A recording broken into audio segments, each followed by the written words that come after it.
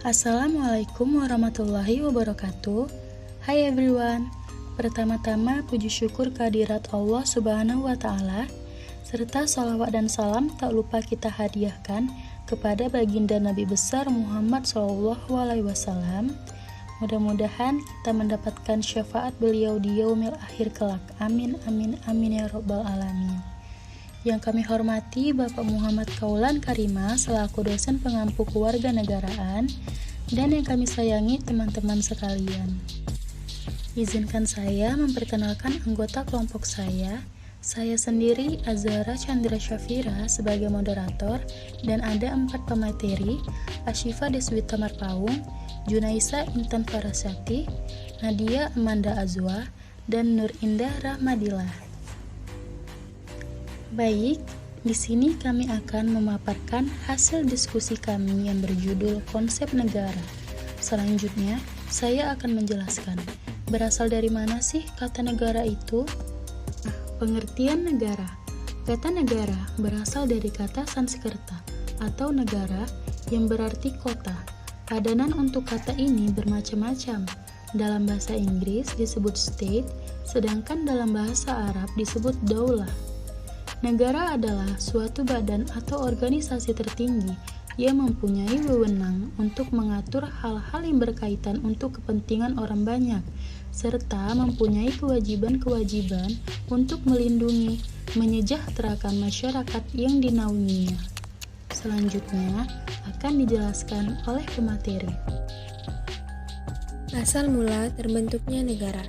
Asal mula negara merupakan satu masalah yang tersulit dirumuskan dalam ilmu politik disebabkan karena perihal genetika negara. Saat-saat negara yang dibentuk, belum ada bukti-bukti yang meyakinkan. Karena tiadanya bukti-bukti yang meyakinkan itu, teori-teori tentang asal mula negara bercorak spekulatif dan abstrak-abstrak yang lebih banyak merupakan renungan-renungan dan pemikiran-pemikiran teotis-dedukatif dari uraian-uraian yang empiris induktif. Tujuan negara. Suatu negara yang berdiri atau berdaulat sudah pasti mempunyai tujuan. Tujuan negara tersebut dapat dibagi menjadi 2, yaitu keamanan dan kesejahteraan. Tujuan negara dapat diklasifikasikan menjadi tujuan negara esatologis dan tujuan negara mitologis. Tujuan negara esatologis merupakan tujuan negara yang tidak dapat diwujudkan dalam kehidupan alam dunia.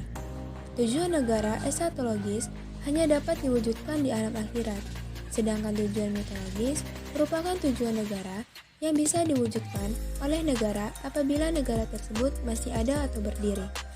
Jika negara tersebut masih ada dan berusaha untuk mewujudkan tujuan negara, maka tujuan tersebut akan dapat terwujud. Fungsi negara. Fungsi negara terbagi menjadi 4. Yang pertama, penertiban dalam mencapai tujuan bersama dan untuk mencegah bentrokan dalam masyarakat. Yang kedua, mengusahakan kesejahteraan dan kemakmuran rakyatnya secara adil dan merata. Yang ketiga, pertahanan negara merupakan sangat penting bagi kelangsungan hidup suatu negara. Dan yang keempat, menegakkan keadilan. Keadilan bukanlah suatu proses, namun keadilan dilaksanakan melalui badan-badan pengadilan.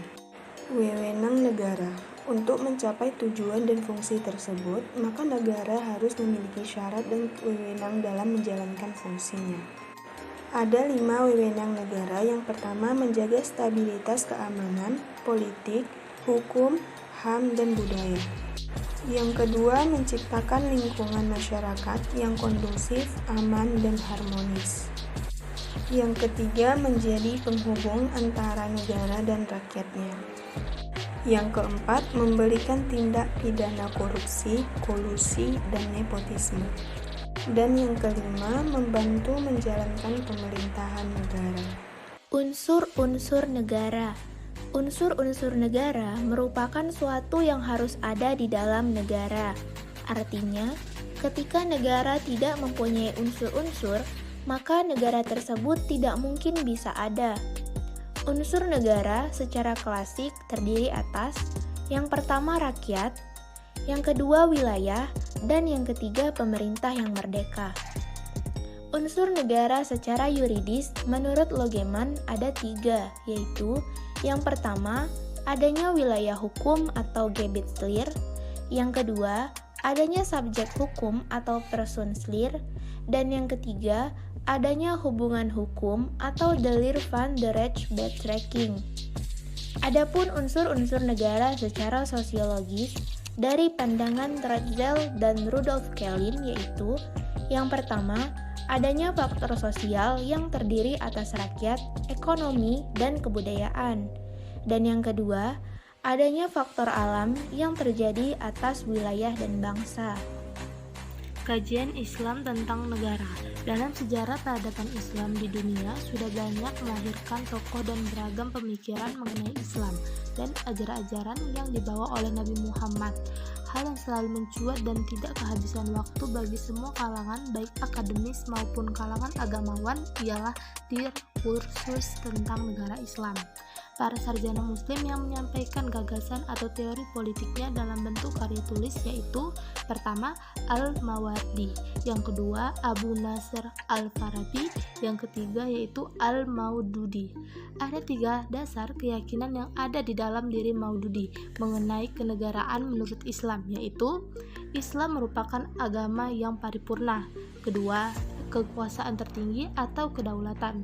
Ketiga, sistem politik Islam merupakan suatu sistem yang universal dan tidak mengenal batas-batas dan ikatan-ikatan geografi, bahasa, dan kebangsaan. Baik teman-teman, kesimpulan yang bisa kami ambil dari materi konsep negara tersebut yaitu: negara yang mempunyai prinsip yang bersifat dinamis. Berbagai ahli mengartikan negara secara berbeda-beda menurut kondisi masanya masing-masing. Negara terbentuk karena adanya revolusi, intervensi, dan penaklukan atas negara yang sebelumnya telah ada. Tujuan negara adalah kekuasaan dan aturan undang-undang yang mengatur kehidupan bernegara, sehingga memberikan batas kepada pengusaha untuk berbuat sewenang-wenang.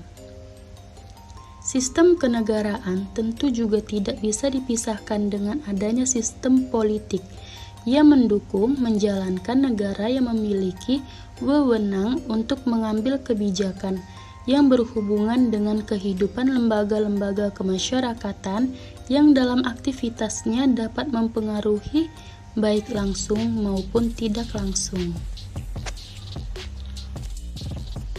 Sekian presentasi dari kami. Semoga teman-teman bisa memahami dan mengerti. Lebih kurang kami mohon maaf. Kepada Allah kami mohon ampun.